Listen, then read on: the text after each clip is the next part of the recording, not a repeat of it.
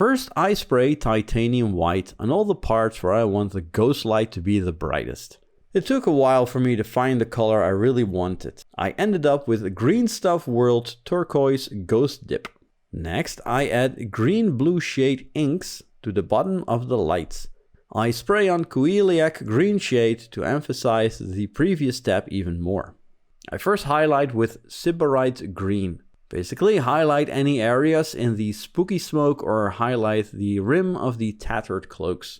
I highlight again with Gauss Blaster Green to make the highlights pop even more. With a mix of Gauss Blaster Green and Dorn Yellow, I introduce a yellowish light tone on the mix. I take the airbrush and blast a mix of Dorn Yellow and Titanium White on the spots I want the brightest parts of the light to be. Finally, I add a small blast of pure Titanium White to make the brightest spots of the light.